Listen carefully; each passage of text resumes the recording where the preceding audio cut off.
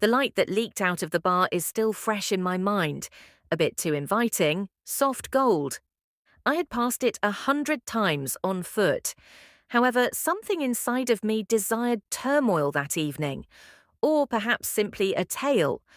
I was unaware at the time, but there were two men waiting inside who would cause me to reevaluate everything I had previously believed I would never do. 2 looks, 1 drink, and a decision that still makes me flush. Please take a moment to like and subscribe to this video before I reveal what transpired next. It's fast. You won't believe how much it helps. You won't want to miss what happens after this evening, I promise. For a year, I had passed the bar virtually every day. The sort of place that, until the light struck the glass just so, always appeared to be half asleep. Something about it stopped me that evening.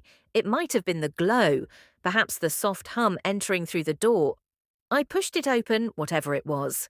It smelt like old wood and orange peel inside. From somewhere invisible, a soft melody could be heard. Then he appeared behind the counter, his forearms covered in chalk, flour, or something completely unfit for a bar, his sleeves rolled up. The entire room appeared to tilt in my direction when he looked up once.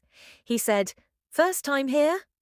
I pretended to examine the bottles while nodding, primarily to buy some time for my heartbeat to slow down. Instead of pouring a drink first, he poured water. "Too long," I responded, grinning unintentionally after a long day. His laughter was quiet, the sort of sound that, even in public, seems private. At first, we spoke about trivial topics. The typical filler, work the weather, didn't feel like filler for some reason. Liam was his name.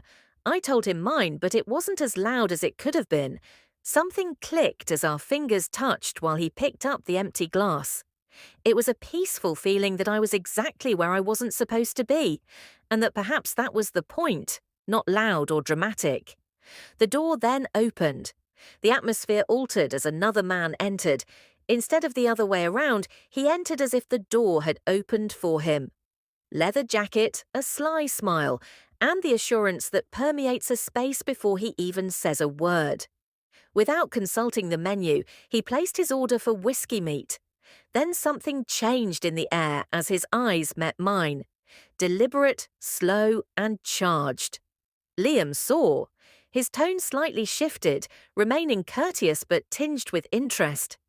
He seemed to be keeping up with the new pace in the room as he spoke, leaning closer and tapping his fingers against the counter. I found out later that the newcomer, Jack, was seated 2 stools away, close enough to hear yet far enough away to make it a game. With a steady yet low voice, he inquired as to what I was drinking.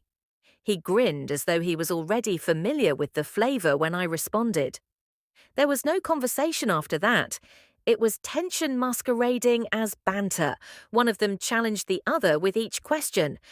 Every time I laughed, a spark went in a new direction. I could feel them both observing by the time my glass was halfway emptied, neither of them prepared to give up.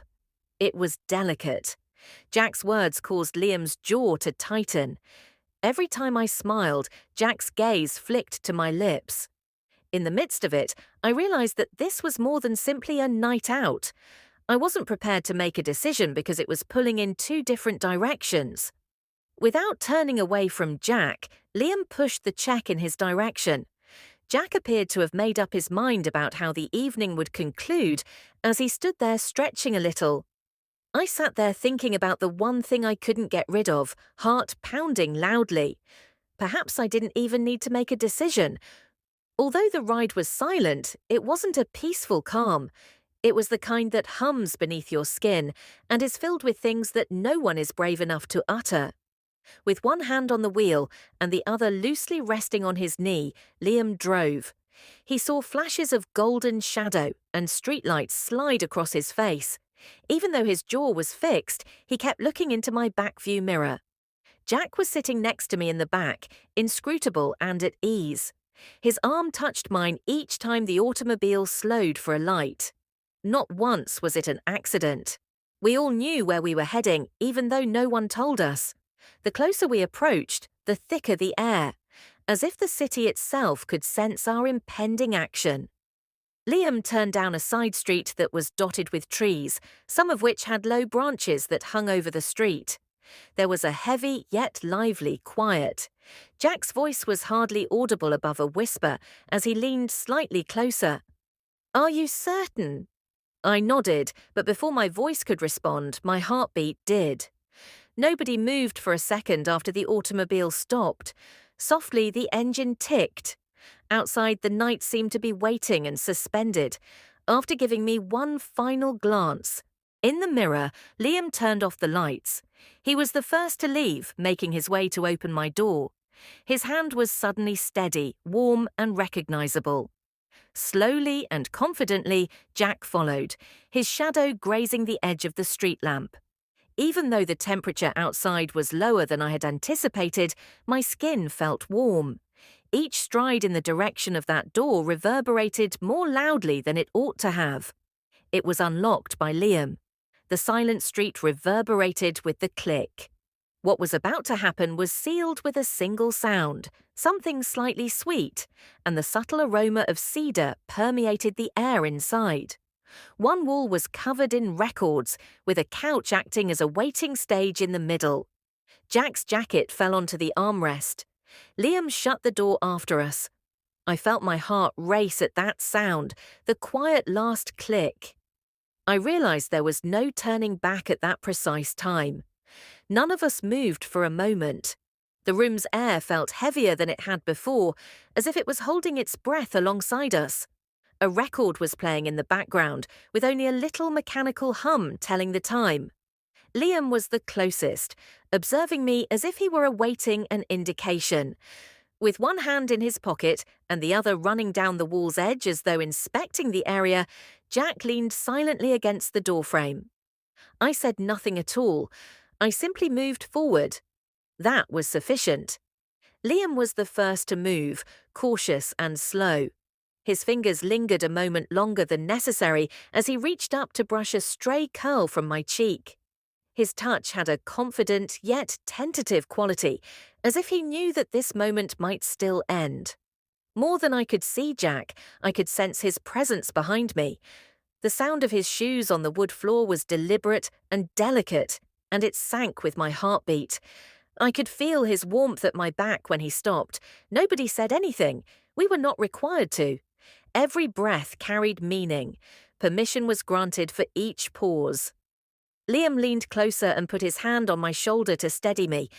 We were grounded by the familiar aroma of citrus and cedar that pervaded the air. The back of my neck was touched by Jack's breath. A calm contrast to the silence. It was similar to being in the middle of two currents that were pulling in the same direction, one placid, the other restless. Gradually, the distance between us vanished. Little gestures turned into dialogue. Liam's thumb following the contour of my jaw, the soft way Jack's hand touched my arm. Neither hurried. They moved as though they were already familiar with the waiting pattern. The room became more subtly warmer and noisier. The creak of the couch, the shuffling of feet, and the little breaths that filled the spaces between touches. Time no longer seemed to be real. It folded, stretched, and recirculated until this common pulse was all that was left. After then, everything lined up. A gradual, unplanned motion that managed to be perfectly balanced. Jack steadied the moment from behind, but Liam's attention remained on my eyes, grounding me.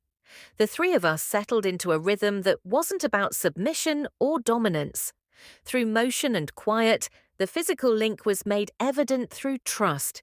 It intensified steadily, before suddenly combining sound, breath, and heartbeat into a single, constant surge.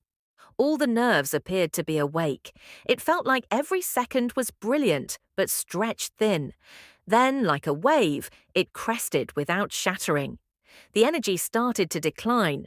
The silence wasn't empty when it came back. Felt content, peaceful, and whole. The first to relocate was Liam. He left, walked into the kitchen, and returned carrying a glass of water. His fingertips barely touched mine as he handed it to me. even a simple admission that words would have ruined it, or even a silent thank you. Jack remained on the couch with one arm slung over the backrest and a half smile. With a low but playful tone, he remarked, "You two don't make it easy to leave." With the same smile, he rose up and picked up his jacket. "Don't get too comfortable without me." Then he vanished. The room became quiet once more when the door snapped shut.